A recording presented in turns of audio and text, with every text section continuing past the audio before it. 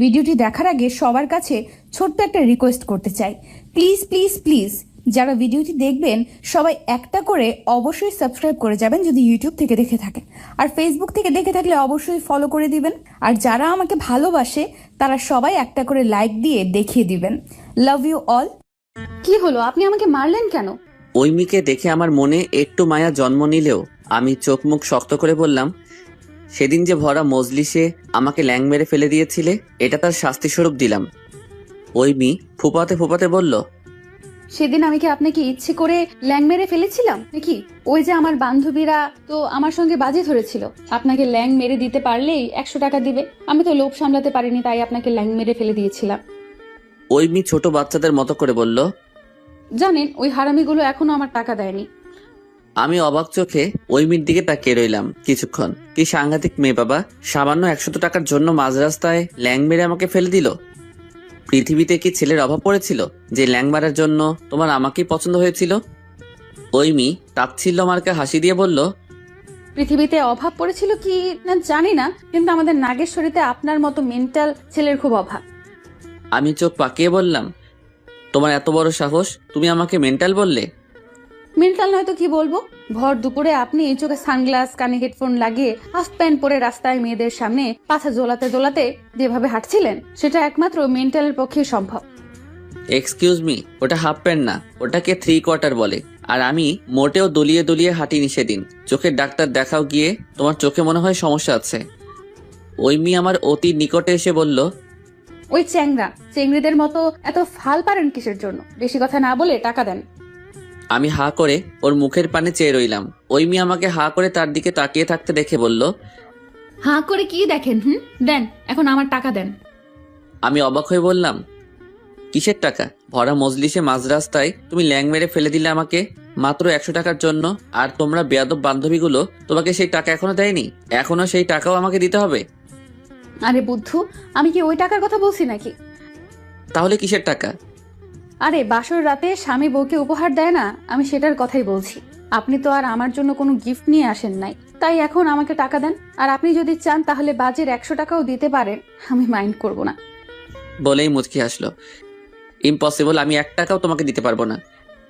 ওই মেয়ে চোখ বড় বড় করে আমার দিকে তাকিয়ে আমার আরো একটু কাছে এসে চোখে চোখ রেখে বলল, কি বললেন আবার একটু বলুন তো? আমি চোখ ফিরিয়ে নিয়ে বললাম, আমি 1 টাকাও তোমাকে দিতে পারবো না। বেয়াদব মেয়েটা সঙ্গে সঙ্গে আমার পাঞ্জাবির কলার ধরে মুখের কাছে মুখ নিয়ে এসে বলল, তুই দিবি না, তোর বাপ দিবে। বলেই মেরে দিল সজোরে একটা লাথি। ও মা গো বলে আমি ফ্লোরে বসে পড়লাম। এই ফাঁকে পরিচয়টা দিয়ে নিই, আমি শামিল ইয়াসার অঙ্কুর। আর এতক্ষণ যার সঙ্গে কথা বলছিলাম সে আমার সদ্য বিয়ে করা বউ। বিয়েটা যদিও জোর করে দেওয়া হয়েছে, তবুও বউ তো বউ। আপনাদের হয়তো জানতে ইচ্ছা করছে কিভাবে কি হলো, তাহলে শুনুন আমাদের কাহিনী। আমি কিছুদিন আগে বেশ বড়সড় একটা ছ্যাঁকা খাইছি, যার ফলে সারাদিন মন খারাপ করে বসে থাকতাম, কোনো কিছুই ভালো লাগতো না। একসময় মনে হতে লাগলো আমি ডিপ্রেশনে চলে যাচ্ছি। তাই মন ভালো করার জন্য কুড়িগ্রামে আমার কাকার কাছে চলে গেলাম, যদি মনটা একটু ভালো হয়। কাকা এখানে একাই থাকেন, তিনি সারাদিন অফিসের কাজ নিয়ে ব্যস্ত থাকেন, আর আমি সারাদিন বসে বসে ডিম পাড়ি। ইচ্ছে হলে সকাল বিকাল একটু আশেপাশে ঘোরাঘুরি করি। সেদিন কি হয়েছে বুয়া এলেন না, যার ফলে দুপুরে খাবার খাওয়ার জন্য আমাকে বাইরে যেতে হলো। আমার পরনে ছিল 3/4 প্যান্ট আর একটা ব্ল্যাক কালারের টি শার্ট। আমি আর চেঞ্জ না করেই কানে ইয়ারফোন গজিয়ে বাসা থেকে বেরিয়ে পড়লাম। একটা হোটেলে গিয়ে খেলাম। খাবারের কথা আর না বলি, কুড়িগ্রামের মানুষগুলো আবার রাগ করতে পারে, কিন্তু আমার কাছে আমার বগুড়ার খাবারই বেস্ট। তো অঘটন ঘটলো ফেরার পথে। আমি হেঁটে হেঁটে ফিরছিলাম। বেশ কিছুক্ষণ ধরে আমার পেছন থেকে মেয়েদের হাসাহাসির আওয়াজ কানে আসছিল, কিন্তু আমি সেদিকে নজর না দিয়ে ভদ্র ছেলের মতো মাথা নিচু করে হাঁটছিলাম। হঠাৎ করে একটা বেয়াদব মেয়ে আমার পাশে থেকে ল্যাং মারলো, আর আমি গিয়ে পড়লাম গতকাল রাতে বৃষ্টিতে জমা পানির মধ্যে। আমার অবস্থা দেখে মেয়েগুলো হাসিতে ফেটে পড়লো। আমি কাদা থেকে উঠে পা থেকে লোফার খুলে ওদের দিকে এগিয়ে যেতেই বেয়াদব চিংড়ি গুলো দৌড়ে পালালো। ইচ্ছে তো করছিল সবকটার গাল থাপ্পড় দিয়ে লাল করে দিতে। আমি একটু পেছন পেছন গেলাম ওদের। যে মেয়েটা আমাকে ল্যাং মেরেছিল সে আমাকে কাঁচকলা দেখিয়ে কুড়িগ্রামের আঞ্চলিক ভাষায় কি জানি বলল। আমি সে কথার আগামাথা কিছুই বুঝলাম না। আমি ইচ্ছে করলে ওদেরকে ধরতে পারতাম, কিন্তু এটা তো আর আমার এলাকা না। আর এসব ক্ষেত্রে মেয়েদের কোনো দোষ থাকে না, সব দোষ হয় ছেলেদের। পরে কি থেকে কি কেসে ফেসে দিবে, তখন হবে আরেক বিপদ। তাই আর ওদের পেছনে গেলাম না। কিন্তু কথাই আছে না, অভাগা যেদিকে যায় সন্ধ্যা সেদিকে হয়। আমার ক্ষেত্রেও ঠিক সেটাই ঘটলো। ফিরে এসে দেখি আমার একটা লোফার কুত্তা মুখে নিয়ে বিদ্যুৎ গতিতে ছুটে চলেছে। হায় হায়, আমার 2200 টাকা দামের লোফার কুত্তার মুখে আমি এখন পাই কি দিব? আমার 2200 টাকা দামের লোফার না মানে 2199 টাকা। তখন আমার ওই মেয়েগুলোর উপর সেই রকম রাগ উঠেছিল, ইচ্ছে তো করছিল খুন করে ফেলি। পরের দিন আমি সকাল থেকে বিকাল অবধি ওই রাস্তায় দাঁড়িয়েছিলাম, কিন্তু ওই বেয়াদব মেয়েগুলোর দেখা পেলাম না। আজ দেখা পেলে উচিত শিক্ষা দিতাম। দুদিন পর আমি টিকিট কাউন্টার থেকে টিকিট নিয়ে বাসায় আসছিলাম। আজ আমি বগুড়ায় যাব 4টায় বাস। হঠাৎ খেয়াল করলাম সেই দিনে সেই মেয়েগুলো আমার সামনে সামনে হাঁটছে। আমার প্রাণ যেন খুশিতে ভরে উঠলো। এবার হবে আসল খেলা, আমাকে ল্যাং মারার উচিত শিক্ষা দিব এবার। ওরা গ্রামের রাস্তা ধরলো, আমিও ওদের পিছু নিলাম। রাস্তাটা বেশ ফাঁকা। আমি একবার ভালো করে সামনে পেছনে দেখে নিয়ে তাদের সামনে গিয়ে টাইটানিকের মতো দুহাত প্রসারিত করে দাঁড়িয়ে দুপাটি দাঁত বের করে একটা শয়তানি হাসি দিয়ে বললাম, কি মিস, চিনতে পেরেছেন তো? আমাকে দেখে ওদের চোখ ছানা বড়া। আমি ওই মেয়ের দিকে এগিয়ে ওকে ভয় দেখানোর জন্য ওর হাত ধরে বললাম, তুমি সেদিন আমাকে কাদায় ফেলেছিলে, আজ আমি তোমাকে ড্রেনে ফেলবো। ভেবেছিলাম ভয় পেয়ে সরি টরি বলবে, কিন্তু বেয়াদব মেয়েটা আমার হাতে জোরে একটা কামড় বসিয়ে দিল। ব্যথায় আমি ওর হাত ছেড়ে দিতেই ও দৌড়াতে শুরু করলো। আমিও হাল ছাড়ার পাত্র না, আমিও পেছন পেছন দৌড় দিলাম। এবার ওকে মজা বুঝিয়ে ছাড়বো। আমার সাথে দৌড়ে পার পাবে না। আমি কখনোই দৌড় প্রতিযোগিতা সেকেন্ড ছাড়া ফার্স্ট হতে পারিনি। একটা বাড়ির সামনে গিয়ে ওকে আবার ধরলাম। ওই মেয়ে কাঁপা কাঁপা কণ্ঠে বলল, খবরদার আমার সাথে উল্টাপাল্টা কিছু করার চেষ্টা করবেন না, তাহলে কিন্তু ভালো হবে না বলে দিচ্ছি। মেয়ে সব দিক দিয়ে ফেসে গেছে, তবুও তার তেজ কমেনি। আমি ওই মেয়ের কানের কাছে মুখ নিয়ে গিয়ে ফিসফিস করে বললাম, বেয়াদব মেয়ে, তুমি আমার হাতে কামড় দিয়েছো না, আমি তোমার গালে কামড় দিব যে পরবর্তীতে কোনো ছেলের সাথে বেয়াদবি করার পূর্বে আমার দেওয়া শাস্তির কথা তোমার মনে পড়ে। খবরদার আমাকে ছোবেন না, তাহলে কিন্তু আপনাকে পস্তাতে হবে বলে দিলাম। আমি ওর গালের কাছে মুখ নিয়ে গিয়ে জোরে একটা কামড় বসাবো। ঠিক সেই মুহূর্তে কিছু সিনিয়র পার্সন এসে আমাকে ঘিরে ধরলো। এরপর উত্তম মধ্যম দিতে শুরু করলো। রাস্তাঘাটে মেয়েদের সাথে অসভ্যতামি করা, চল কমিশনারের কাছে চল। বলে আমার কলার ধরে টানতে টানতে নিয়ে যাচ্ছে। আমি কত বললাম আমি কিছুই করিনি, আপনারা ভুল বুঝতেছেন, কিন্তু কেউ আমার কথা শুনলো না। কি এক বিপদ! কমিশনারের বাসায় আমাকে নিয়ে বিচার হলো। কমিশনার পারলে আমাকে গিলে খায়। মুরব্বীদের কেউ কেউ বলছেন এই শালাকে পুলিশে দেন। এই জীবনে আমার একটা খারাপ রিপোর্ট নাই। এখন যদি আমাকে পুলিশে দেয় তাহলে আমি বাসায় মুখ দেখাবো কিভাবে? হায় আল্লাহ, এ কোন বিপদে পড়লাম আমি মনে মনে বললাম, আল্লাহ তুমি আমাকে এই বিপদ থেকে রক্ষা করো। আমি 50 টাকা ফকিরকে দিব। সঙ্গে সঙ্গে আমার মনে হলো কে যেন আমার কানে ফিস ফিস করে বলছে, অঙ্কুর তুই এত কিপটা কেন? আমি আবার বললাম, আচ্ছা 500 দিব। না, এটাও অনেক কম। তাহলে এই মাসের বেতনের অর্ধেক দিব। না, এটা আবার বেশি হয়ে যাচ্ছে। অর্ধেকের অর্ধেক দিব। আল্লাহ, এর থেকে বেশি আমি দিতে পারবো না। তুমি প্লিজ আমাকে এবারের মতো বাঁচিয়ে দাও। গ্রামবাসীর কথা শুনে তিনি ঐমিকে ডাকলেন। কমিশনার ঐমিকে তার পাশে বসিয়ে নরম স্বরে জিজ্ঞেস করলেন, মা, সত্যি কি এই চ্যাংড়া তোমার সাথে কিছু করেছে? সঙ্গে সঙ্গে ইন্ডিয়া যেমন সুইচ গেট খুলে বাংলাদেশকে পানিতে ভাসিয়ে দেয়, ঐমিও ঠিক তেমনি তার চোখের পানি দিয়ে পদ্মা মেঘনা ভাসিয়ে দিচ্ছিল। একটু পর ফুপিয়ে ফুপিয়ে কাঁদতে কাঁদতে বলল, বাবা, এই চ্যাংড়া অনেক দিন ধরে আমার পিছু নিয়েছে, অনেক দিন ধরেই আমাকে প্রেমের প্রস্তাব দিচ্ছে। আমি ওনার কুপ্রস্তাবে রাজি না হওয়ায় আজ আমার সাথে। বলে আবার কান্না করতে শুরু করলো। আমি তো যেন আকাশ থেকে পড়লাম। শেষ পর্যন্ত কমিশনারের মেয়ে, তাও আবার 1 নাম্বারের মিথ্যাবাদী। কত বড় অভিনেত্রী! আমি নাকি ওর পেছন পেছন ঘুরি। ও আল্লাহ, তুমি আমাকে বাঁচাও। আমি আমার এই মাসের অর্ধেক বেতন ফকিরকে দান করব। আল্লাহ, তুমি আমারে বাঁচাও। আঙ্কেল, আপনি বিশ্বাস করেন আপনার মেয়ে মিথ্যা কথা বলতেছে? প্রেমের প্রস্তাব তো দূরের কথা, আমি কখনোই ওর পেছন পেছন ঘুরি নাই। 3 দিন আগে সে আমাকে মাঝ রাস্তায় ভরা মজলিসে ল্যাং মেরে কাদায় ফেলে দিয়েছিল। আঙ্কেল জানেন, আপনার মেয়ের জন্য আমার 2200 টাকার জুতা, না মানে 1 টাকা ছাড় দিয়েছিল, 2199 টাকার জুতা কুকুর নিয়ে পালিয়েছে। আমি শুধু সে যেন পরবর্তীতে আর কোনো ছেলের সাথে বেয়াদবি না করে, এই জন্য তাকে একটু ভয় দেখানোর জন্য ওর হাত ধরেছিলাম। তাছাড়া আমি আর কিছু করিনি আঙ্কেল। আমার কোনো খারাপ মতলব ছিল না। আমি মেয়েদের সবসময় সম্মান করি। ওই মেয়ে ওর বাবাকে জড়িয়ে ধরে বলল, বাবা, এই শয়তান চ্যাংড়া মিথ্যা কথা বলছে, ওই কুত্তা আমার গায়ে হাত দিয়েছে। বলে আবার ফুপিয়ে ফুপিয়ে কাঁদতে লাগলো। কমিশনার সাহেব আর নিজেকে কন্ট্রোল করতে পারলেন না। সজোরে এক থাপ্পড় আমার গালে বসিয়ে দিলেন। আমার গালে থাপ্পড় পড়ার পর আমি করুণ চোখে ওই মেয়ের দিকে তাকাতেই দেখলাম বেয়াদব মেয়েটা আমার দিকে তাকিয়ে মুখ ভেঙচি কাটছে। আমি গালে হাত দিয়ে ভাবতে লাগলাম, কি সাংঘাতিক মেয়ে, একের পর এক মিথ্যা কথা বলেই যাচ্ছে। আমার আর বুঝতে বাকি রইল না যে বেয়াদব মেয়েটা স্টার জলসার সিরিয়ালের নিয়মিত দর্শক। তা না হলে এমন নিখুঁত অভিনয় করতে পারতো না। আল্লাহ, তুমি আমারে এই মহা বিপদ থেকে রক্ষা করো। আমি আমার এই মাসের পুরো বেতন ফকিরকে দিয়ে দিব, শুধু আমার থাকা খাওয়ার খরচ বাদে। প্লিজ আমাকে রক্ষা করো। বিশ্বাস করেন আঙ্কেল, আপনার মেয়ে 1 নাম্বারের মিথ্যাবাদী। আমি ওর গায়ে মোটেও হাত দেইনি। আমি আপনার মাথা ছুঁয়ে বলতে পারি। বলে তার মাথায় হাত দিতে যাব, উনি চোখ বড় বড় করে আমার দিকে এমন ভাবে চাইলেন যে এখনই উনি আমাকে কাঁচা গিলে ফেলবেন। আমি ভয়ে হাত ঘুরিয়ে আমার মাথায় রেখে আমতা আমতা করে বললাম, না মানে আমার মাথায় হাত রেখে বলছি আঙ্কেল, আমি সত্যি ওর গায়ে হাত দেইনি। আপনি চাইলে ওর সাথে যারা ছিল তাদের কাছে থেকে শুনতে পারেন। বিশ্বাস করেন আঙ্কেল, আমি সত্যিই কিছু করিনি। আপনার মেয়ে তো আমার ছোট বোনের মতো। কোনো বড় ভাই কি তার বোনের গায়ে হাত দিতে পারে?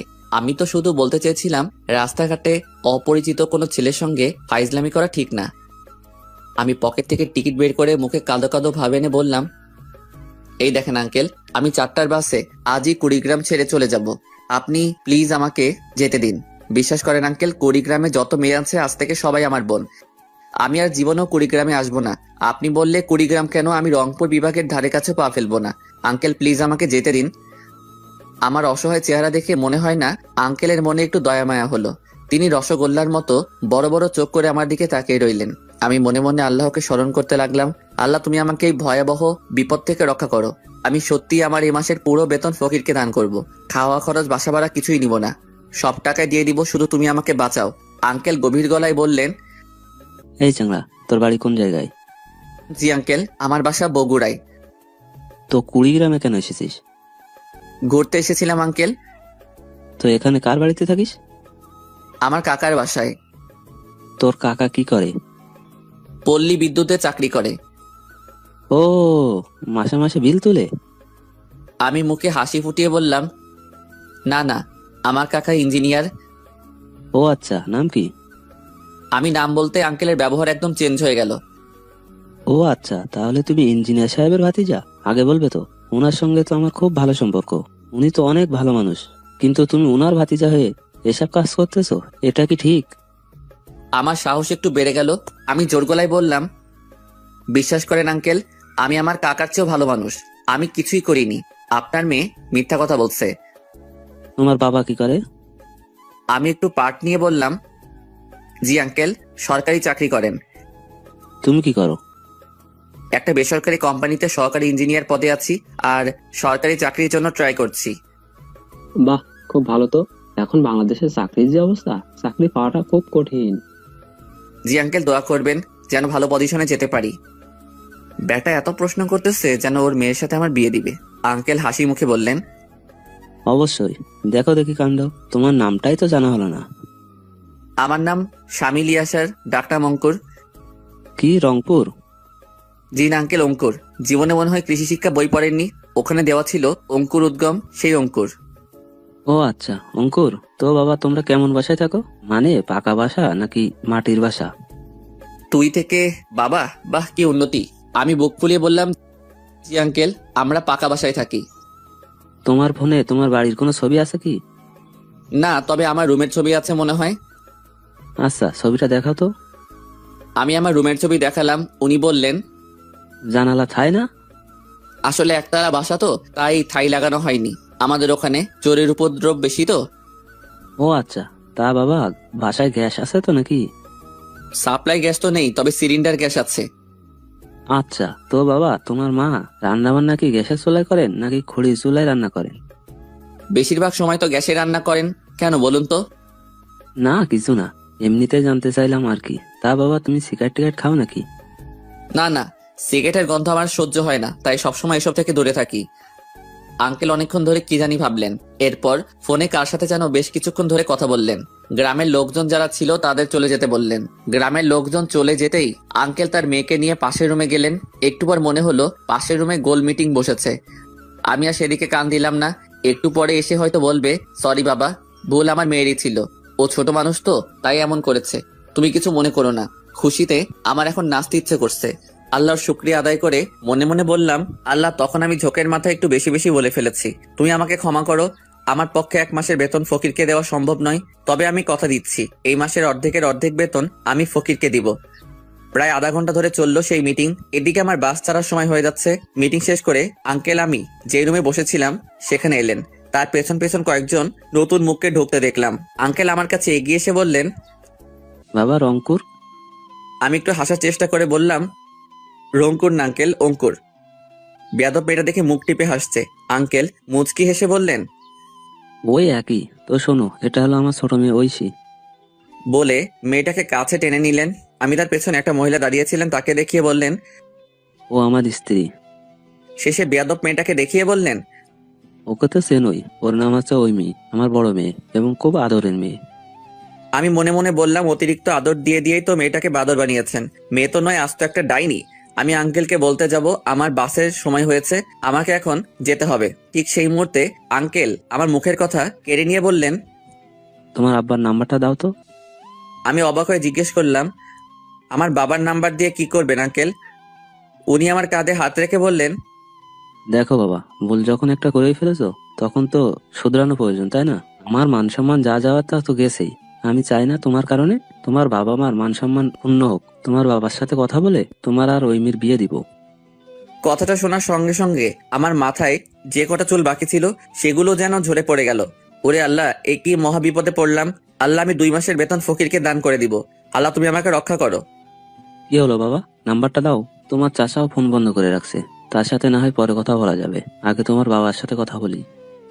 হায় আল্লাহ, আমার বাপ যদি এসব জানতে পারে তাহলে আমাকে বাড়ি থেকে বের করে দিবে। এদিকে কাকাকে ফোন দিচ্ছি কিন্তু বারবার বন্ধ দেখাচ্ছে। আমি শেষে আর কোনো উপায় না পেয়ে আঙ্কেলের পা জড়িয়ে ধরে বললাম, বিশ্বাস করেন আঙ্কেল, আমি কিছুই করিনি। আমার বাবা এসব শুনলে আমাকে মেরে ফেলবে। উনি আমাকে উঠিয়ে বললেন, আরে আরে, কি করছো? এসব করে কিচ্ছু হবে না, বিয়ে তো তোমাকে করতেই হবে। দাও, নাম্বারটা দাও। আঙ্কেল, আমি আপনাকে মিথ্যা বলেছি। আমার বাবা কিছুই করে না।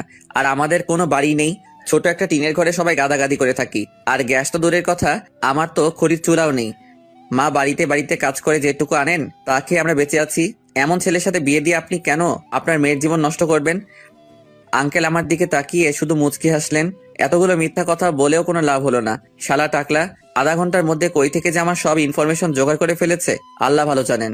আল্লাহ, আমি আমার 3 মাসের বেতন ফকিরকে দান করব, তবু তুমি এই বেয়াদব মেয়েটার সাথে আমার বিয়েটা আটকাও। আমি কত কিছু বললাম কিন্তু কিছুতেই কিছু হলো না। শেষ পর্যন্ত ওই বেয়াদব মেয়েটাকে বিয়ে করতে হলো। বিয়ের সব কাজ সম্পন্ন হয়ে গেলে আমি বললাম, আঙ্কেল বিয়ে তো করলাম, এখন কি আমি যেতে পারি? এ কি বাবা, বিয়ে করে বউ রেখে চলে যাবে, এটা কি ভালো দেখাবে? 2-4 দিন থাকো, নতুন বউকে নিয়ে ঘোরাফেরা করো, তারপর না হয় যাবে। রাতে ডাইনিং টেবিলে দেখলাম আমার শাশুড়ি আম্মা বেশ কিছু আইটেম রান্না করেছেন। খাবারগুলোও মজার ছিল, যদিও টেনশনের কারণে আমরা গলা দিয়ে একটু নামিনি সেগুলো। আর এতদিন যেসব খাবার খেয়েছি কি জঘন্য ছিল বলে বোঝাতে পারবো না। মানুষ বলে বিয়ে নাকি মজা আর মজা, খালি খাওন আর খাওন। কিন্তু আমার কাছে মনে হয়েছে বিয়ে মানে আজাব, খালি টাকা আর টাকা। ঘরে ঢুকতেও নাকি টাকা দিতে হবে। আমার পকেটে 3টা কচকচে 1000 টাকার নোট ছিল। বেয়াদব মেয়েগুলো সবগুলোই নিয়ে নিছে। আমি এখন বাড়ি যাব কিভাবে? ভাইরা আমার গ্রামে ঘুরতে গিয়ে ভুলেও যেন কোনো মেয়ের পেছনে পড়েন না, তাহলে কেস খায়া যাবেন। গ্রামের মেয়েগুলো ভীষণ ডেঞ্জারাস। তবে সবাই না। বন্ধুকে সবকিছু খুলে বললাম। ওই হারামজাদা বলল, যা হবার তা তো হয়ে গেছে বন্ধু, এখন আর কান্নাকাটি না করে ভাবির কাছে গিয়ে বিড়াল মারো গিয়ে। বর্তমান বেয়াদব মেয়ে, তোমার এত বড় সাহস, তুমি আমার বউয়ের সম্পদে হাত দাও? ওই মেয়ে ভেঙচি কেটে বলল, আমি আপনার বউ, সো আপনি পুরোটাই আমার সম্পদ। আমি যা ইচ্ছা তাই করতে পারি। বাবার বাসার আবদার নাকি আমি তোমার মতো বেয়াদব মেয়েকে বউ হিসেবে মানি না? তুই মানবি না, তোর বাপ পর্যন্ত মানবে। একদম অসভ্যদের মতো আচরণ করবেন আমার সাথে। কিছু বলছি না দেখে ভেবো না মাথা কিনে নিয়েছো। আচ্ছা তাহলে ভালোভাবেই বলতেছি, ওগো প্রাণের স্বামী, আমার টাকা দেন। এসব ঢং আমার পছন্দ না। আমার কাছে 1 টাকাও নেই। তোমার বেয়াদব বান্ধবীগুলো আমার সব টাকা নিয়ে নিছে। এমনকি আমার বাসায় যাওয়ার টাকাটাও বেয়াদব গুলো নিয়ে নিছে। ও আচ্ছা, এই ব্যাপার। আপনার হাত ঘড়িটা সুন্দর। আমার দুলাভাই জাপান থেকে পাঠিয়েছেন।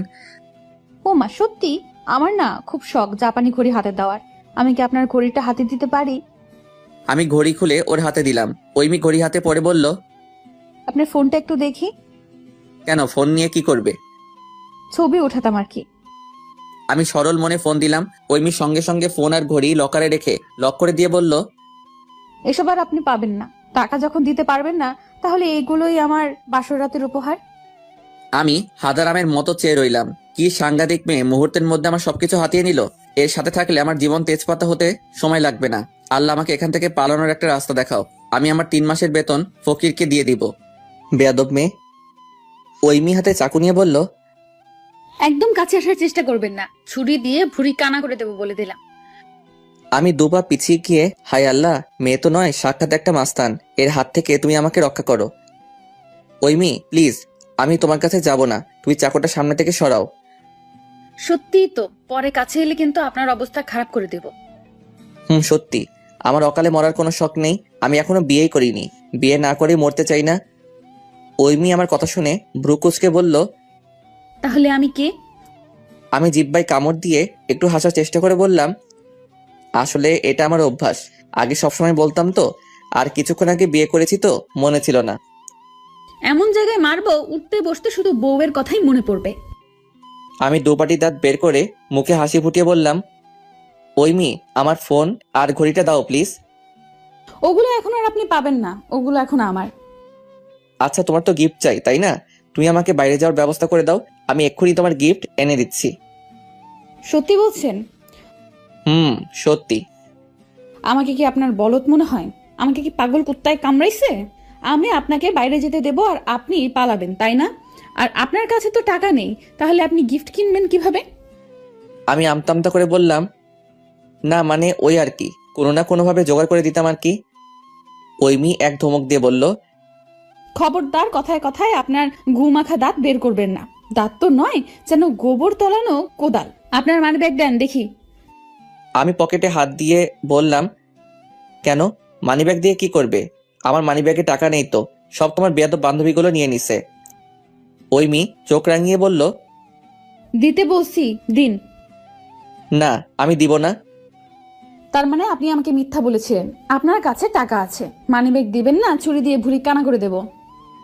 বলেই চাকু হাতে নিয়ে আমার দিকে এগিয়ে আসতে লাগলো। কি আর করার, বাধ্য হয়ে মানিব্যাগ দিতে হলো। ওই মেয়ে মানিব্যাগ নিতে নিতে বলল, আপনি এত ভীতু কেন? ছেলে মানুষ হবে বাঘের মতো, আর আপনি কি না ভেজে বেড়ালের মতো বউকে দেখে ভয় পান? এমন করলে তো বউ টেকা মুশকিল। ওই মেয়ে কথা শুনে মনে হচ্ছিল বাঘের মতো ঝাঁপিয়ে পড়ি, কিন্তু সামান্য হাত ধরার কারণে বিয়ে করতে হয়েছে। আর বাঘের মতো ঝাঁপিয়ে পড়লে দেখা যাবে আমার বডি আছে কিন্তু সেটাতে জীবন নেই।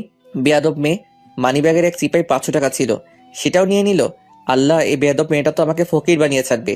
ওই মেয়ে এটিএম কার্ড হাতে নিয়ে বলল, এটাতে টাকা আছে তাই না?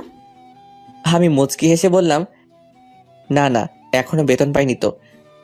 ওই মেয়ে কেন যেন আমার কথায় বিশ্বাস করে মানিব্যাগ আমাকে ফেরত দিল। আমি পালানোর রাস্তা খুঁজছিলাম। ওই মেয়ে মুচকি হেসে বলল, পালানোর ধান্দা বাদ দিয়ে চুপচাপ শুয়ে পড়ুন। ড্রেস চেঞ্জ করবেন না? আপনি চাইলে আমি বাবার লুঙ্গি এনে দিতে পারি। না থাক, লাগবে না, আমি লুঙ্গি সামলাতে পারি না। শেষে দেখা যাবে দক্ষিণা বাতাসে লুঙ্গি আকাশে। সকালে ঘুম থেকে উঠে দেখবো আমি আছি, মাগার আমার লুঙ্গি খুঁজে পাওয়া যাচ্ছে না। যা একটু মান সম্মান ছিল সেটাও শেষ হয়ে যাবে। তার চেয়ে ভালো আমি এটা পরেই ঘুমাবো। আমার কথা শুনে ওই মেয়ে হাসতে হাসতে বলল, সামান্য লুঙ্গি সামলাতে জানেন না, বউ সামলাতে পারবেন তো? আমি কিভাবে বলবো? আমার কি আরো 2-3টা বউ আছে নাকি? তাও ঠিক, তো গার্লফ্রেন্ড নেই আপনার? আছে তো। হায় আল্লাহ, বিয়ে তো করে ফেললাম, এখন আমার গার্লফ্রেন্ডের কি হবে? এই সব দোষ তোমার। আমার নামে মিথ্যা অপবাদ দিয়ে তুমি আমাকে ফাঁসিয়েছো। আমি তোমাকে কখনোই ক্ষমা করব না। ওই মেয়ে ভেঙচি কেটে বলল, আপনার ক্ষমার আমার দরকার নেই। আপনি বসে বসে আমার ক্ষমার উপর তাপ দিন। আমি গেলাম ঘুমাতে। আচ্ছা, তুমি আমার নামে মিথ্যা অপবাদ দিয়েছিলে আমাকে মার খাওয়ানোর জন্য। মায়ের তো আমি খেয়েছি, তাহলে লাফিয়ে লাফিয়ে বিয়ে করতে গেলে কেন? বেয়াদব মেয়ে একটা, বিয়ে করে আমার জীবন শেষ করে দিল। প্রথমে আমি মোটেও আপনার নামে মিথ্যা অপবাদ দেইনি। ওরে বাবা, কি মিথ্যাবাদী মেয়ে! আমি তোমার গায়ে হাত দিয়েছি, এরপর আমি তোমার সাথে উল্টাপাল্টা কিছু করার চেষ্টা করেছি। আমি তোমার পেছন পেছন ঘুরি, আমি তোমাকে কুপ্রস্তাব দিয়েছি। এসব মিথ্যা অপবাদ নয় তো কি? আপনি আমার হাত ধরেননি, ওটাই তো গায়ে হাত দেওয়া হলো। এরপর আপনি আমার গালে কামড় দিতে চাননি। মাঝ রাস্তায় আপনি একটা মেয়েকে আটকিয়ে তার গালে কামড় দিতে চাইবেন, তো সেটা উল্টাপাল্টা কাজ নয় তো কি বলবো? বাহ বাহ, তুমি যে আমাকে সবার সামনে কাদার মধ্যে ফেলে দিলে, সেটার বেলায় কি? তুমি যে আমার হাতে কামড় দিয়ে তোর সুন্দর সুন্দর দাঁতের ছাপ ফুটিয়ে তুলেছ, সেটা কোনো সমস্যা নয়। মানে ছেলেরা করলে দোষ আর মেয়েরা করলে কিছুই না। আচ্ছা সব মানলাম, কিন্তু আমি কবে তোমাকে কুপ্রস্তাব দিয়েছি? ওই মেয়ে মুচকি হেসে বলল, ওটা একটু মিথ্যা বলেছিলাম বাবার হাতে আপনাকে মার খাওয়ানোর জন্য, কিন্তু বাবা মাত্র একটা মেরেই থেমে গেলেন। আমি গালে হাত দিয়ে বললাম, একটা থাপ্পড় খেয়েই আমার অবস্থা খারাপ হয়ে গেছে, এখনো ব্যথা করতেছে। ওই মেয়ে আমার গালে আলতো করে তার কোমল হাত ছুঁয়ে বলল, অনেক জোরে মেরেছিল তাই না? আমার শরীরের মধ্যে যেন এক অন্যরকম শিহরণ খেলে গেল। আমি সঙ্গে সঙ্গে চোখ বন্ধ করে ফেললাম। প্রথম কোনো মেয়ের ছোঁয়া। আমি বরাবরই মেয়েদের থেকে দূরে দূরে থাকতাম। যে মেয়েটার সাথে সম্পর্ক ছিল তার সঙ্গেও কখনো দেখা হয়নি। ওই মেয়ে আমার হাত ধরে ঝাঁকুনি দিয়ে বলল, কি মিস্টার, কই হারিয়ে গেলেন? আমি আস্তে আস্তে বললাম, কোথাও না তো। আমাকে বিয়ে করলে কেন? আমি তো বিয়ে করতে চাইনি, কিন্তু বাবা বলল আপনার পরিবার নাকি অনেক ভালো, আপনি ছেলেটাও নাকি অনেক ভালো, আপনি আমাকে সুখে রাখবেন। আর আমি আরেকটা জিনিস ভাবলাম, ট্যাবলা ছেলে এখন খুঁজলেও পাওয়া যাবে না। আর যে কথাটা ভেবে আমি রাজি হয়েছি সেটা হলো, আমার একটা বান্ধবী আছে বিবাহিত, ওর স্বামীর কাছে যা চায় ওর স্বামী ওকে তাই দেয়। আমি বাবার কাছে অনেক কিছু চাইলে বাবা অনেক সময় দেয় না, তো ভাবলাম বিয়ে করলে আপনার কাছে যা চাবো আপনি তাই দেবেন, তো বিয়ে করাই ভালো। যখন যেটা চাইবো তখন সেটাই পাওয়া যাবে, কি মজা বলেন? আহা, কি বুদ্ধি! মহারানী যখন যেটা আবদার করবে সঙ্গে সঙ্গে পূরণ করতে হবে। টাকা যেন গাছের পাতা, গাছ ধরে ঝাঁকুনি দিলেই পাওয়া যায়। স্বামীকে ফকির করবার ধান্দা। আমি 1 টাকাও তোমার পেছনে খরচ করতে পারবো না। ঐমি ভেঙচি কেটে বলল, আপনার থেকে টাকা কিভাবে খসাতে হবে সেটার প্ল্যানিং আমি করে ফেলেছি, ওসব নিয়ে আপনার চিন্তা করতে হবে না। এইটুকু সময়ের মধ্যে এত কিছু প্ল্যানিং করে ফেলেছো? সাংঘাতিক মেয়ে তো তুমি। আমাকে কি আপনার কাঁচা খেলোয়াড় মনে হয়? বয়সে আপনার থেকে ছোট হতে পারি, কিন্তু বুদ্ধিতে আমার কাছে মার খেয়ে যাবেন আপনি। তোমার তো মন্ত্রীর ছেলের সাথে বিয়ে করা উচিত ছিল। তোমার শ্বশুর জনগণের টাকা হাতিয়ে নিত, আর তুমি বসে বসে শুধু টাকা উড়াতে। বিয়ে যখন আপনার সাথে হয়েই গেছে, এখন আর ওসব ভেবে লাভ আছে? তো আপনার গার্লফ্রেন্ডের কথা বলেন, দেখতে কি সেই রকম সুন্দরী? দেখিনি কখনো, বলবো কিভাবে? ঐমি অবাক হয়ে বলল, কি বলেন? তার মানে মেয়েটাকে আপনি চেনেন না, ফোনের মাধ্যমে প্রেম? হুম। ওই শাকচুন্নি নিশ্চয়ই বলেছে হিন্দি সিনেমার মতো দেখা করার আগ পর্যন্ত আপনাকে কোনো ছবি দেখাবে না। হুম। আপনি এত বলদ কেন? সমস্যা নেই, আমার সাথে থাকলে এমনিতেই ঠিক হয়ে যাবেন। তো আপনার কেমন গার্লফ্রেন্ড? একবারও তো ফোন দিয়ে আপনার খোঁজ নিল না। ব্রেকআপ হয়েছে, আমি মন খারাপ করে বললাম। ও আচ্ছা, আপনি তাহলে ছ্যাঁকা খাওয়া মাল। বলেই হি হি করে হাসতে লাগলো। সি কথা কি শ্রী! এমনি ওকে ফেসবুকে মেসেঞ্জারে ফোন থেকে ব্লক মেরে দিন। ও ফোন তো আমার কাছে, সমস্যা নেই, আমি পরে ব্লক মেরে দেব। এই যে মিস্টার বলদ, আজ থেকে আমি ছাড়া পৃথিবীর সব মেয়ে আপনার বোন, কথাটা মাথায় ভালো করে ঢুকিয়ে নিন। আচ্ছা ঠিক আছে, কিন্তু শাশুড়ি আম্মা কেউ কি আপু বলে রাখবো? ঐমি চোখ বড় বড় করে বলল, মাকে কেন আপু বলে ডাকবেন? না মানে তুমি তো একটু আগে বললে পৃথিবীর সব মেয়ে আমার বোন, তাই বললাম আর কি। আপনাকে না বলছি আপনার ওই গু মাখা দাঁত আমার সামনে বের করবেন না। আর সব মেয়ে বলতে ইয়াং মেয়েগুলোর কথা বলেছি। ও আচ্ছা ঠিক আছে। মনে থাকে যেন। আর ভুলেও যদি কোনো মেয়ের দিকে তাকিয়েছেন তাহলে এক বাড়ি দিয়ে আপনার চান্দু স্টেডিয়ামে ফাটিয়ে দেব। আমার ভীষণ ঘুম পাচ্ছে, আমি এখন ঘুমাবো। বলে ঐমি খাটে শুয়ে পড়লো। কিছুক্ষণ পর ঐমি আমাকে দাঁড়িয়ে থাকতে দেখে বলল, কি সমস্যা আপনার? অমন ক্যাবলার মতো দাঁড়িয়ে আছেন কেন? আমি কোথায় ঘুমাবো? এত বড় একটা খাট কি আপনার চোখে পড়ছে না? আমি আমতামতা করে বললাম, আমি কি তোমার পাশে শুবো? তো কি, আপনি কি নিচে শুতে চান? তাহলে শুতে পারেন, আমার কোনো সমস্যা নেই। না না, আমি তোমার পাশে ঘুমাবো। বলে ঐমির পাশে শুয়ে পড়লাম। একটু পর, এই শুনছেন? বলো। রাতে ঘুমের মধ্যে ভুলেও আমার সাথে উল্টাপাল্টা কিছু করার চেষ্টা করবেন না। উল্টাপাল্টা কিছু করলে একদম নারী নির্যাতন কেস দিয়ে জেলে পুরে দেব, বলে দিলাম। ওরে আল্লাহ, এ কোন মেয়ের পাল্লায় পড়লাম গো! আল্লাহ, আমি আমার 4 মাসের বেতন ফকিরকে দিয়ে দিব, তবু তুমি আমাকে রক্ষা করো। তুমি হয় ওকে উঠিয়ে নাও, আর না হয় আমাকে উঠিয়ে নাও। তবে ইচ্ছা হলে চুমু খেতে পারেন, আমি মাইন্ড করব না। বলেই ঐমি মুচকে এসে অপর পাশে মুখ ফিরিয়ে নিল। আমি মনে মনে বললাম, তোমাকে চুমু দিতে আমার বয়ে গেছে। শুধু তোমার সৌন্দর্যের প্রেমে পড়ে গেছি বলে কিছু বলছি না, তা না হলে এক থাপ্পড় দিয়ে সব বেয়াদবি ছুটিয়ে দিতাম। একবার শুধু বাগে পাই, তোমার বগুড়ার টক দইয়ের ঘোলের মতো তোমার মাথা যদি ঘোল না করেছি, তাহলে আমার নাম অঙ্কুর না। তখনই আমার মনে হলো কে যেন আমার কানে কানে বলতেছে, তুই ওর মাথা ঘোল করবি? তুই এই মেয়েটাকে ঘোল খাওয়াবি? তোর বাপের ক্ষমতা নাই এই মেয়েরে ঘোল খাওয়ানোর। আর কি জানি বললি, তুই ওরে থাপ্পড় দিবি? তোর বুকের পাটা আছে? তুই হয়তো ভুলে গেছিস ফকির বাবার কথা। তুই হবি 1 নম্বরের বউ পাগল, সারাদিন বউয়ের আঁচল ধরে তার পেছন পেছন ঘুরবে, আর সেই তুই নাকি তোর বউকে মারবি। থাপ্পড়! হাস্যকর। মধ্যরাতে ঐমি পিঠে গুঁতো মেরে ঘুম ঝরানো কণ্ঠে বললাম, আপনার কি সমস্যা? এত ছটফট করতেছেন কেন? শান্তিতে একটু ঘুমাতে দেবেন না? কি হয়েছে, এমন করতেছেন কেন? খুব ক্ষুধা লাগছে, আমি আবার পেট খালি থাকলে ঘুমাইতে পারি না। ঐমি রেগে গিয়ে বলল, তাহলে রাতে খাবার সময় নতুন জামাইয়ের মতো ঢং করে না খেয়ে উঠে আসলেন কেন? টেনশনে আমি কিছু খাইতে পাচ্ছিলাম না, আর আমি তো নতুন জামাই, তাই না? আপনি কি সত্যিই খালি পেটে ঘুমাতে পারেন না? হ্যাঁ সত্যি, আমার মা তো প্রতি রাতে এক্সট্রা করে নুডলস রান্না করে আমার জন্য রেখে দেয়। রাতে যখন আমার ক্ষুধা লাগে আমি যে সেগুলো খাই। এত যে খান সেগুলো যায় কই? গায়ে তো একটু লাগে বলে আমার মনে হয় না। আমার ঘরে কোনো নুডলস ফুডলস নাই। আর আমি বুঝতে পারছি আপনি না খাওয়া পর্যন্ত আমাকে শান্তিতে ঘুমাতে দেবেন না। আমি যাচ্ছি খাবার আনার জন্য। আপনি ওয়াশরুম থেকে ফ্রেশ হয়ে আসেন। একটু পর ওই মেয়ে একটা প্লেটে করে খাবার নিয়ে আসলো। আমি খাবার মুখে দিয়ে বললাম, এগুলো তো ঠান্ডা হয়ে গেছে, এগুলো খাবো কিভাবে? মধ্যরাতে আপনাকে গরম করে খাওয়ানোর জন্য আপনার শাশুড়ি আম্মা জেগে নেই, তাই এখন কষ্ট করে এগুলো খেয়ে আমাকে উদ্ধার করেন। তুমি একটু গরম করে আনতে, ঠান্ডা খাওয়া যায়? আমার চুলা জ্বালানো বারণ আছে। কেন? চুলো জ্বালালে কি হবে? উফ, এত কথা না বলে আপনি খান তো। কি আর করার, ঠান্ডা খাবার খেতে লাগলাম। ওই মেয়ে আমার সামনে বসে আমার খাওয়া দেখতে লাগবে।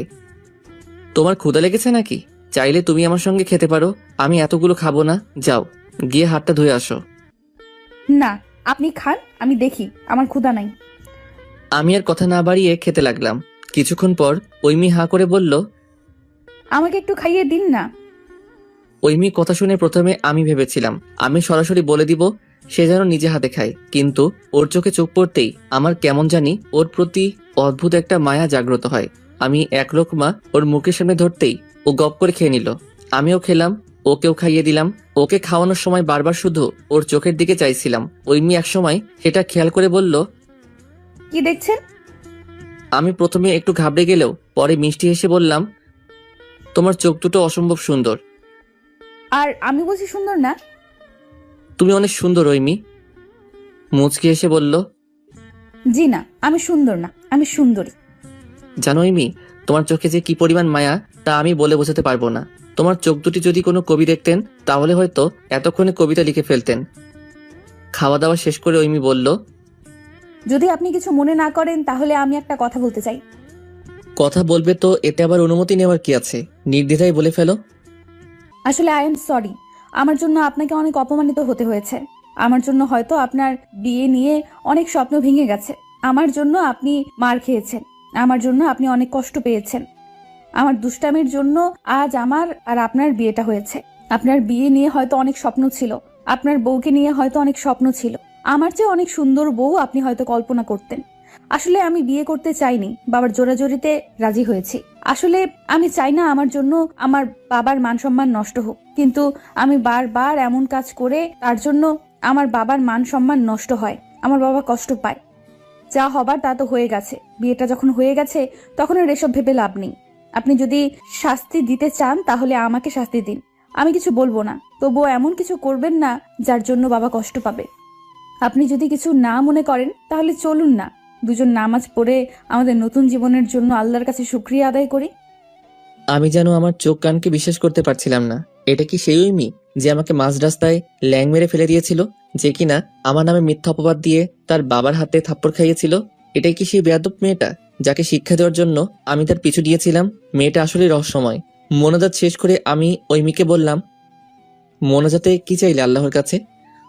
সত্যিটা বলবো নাকি মিথ্যাটা বলবো? অবশ্যই সত্যি বলবে।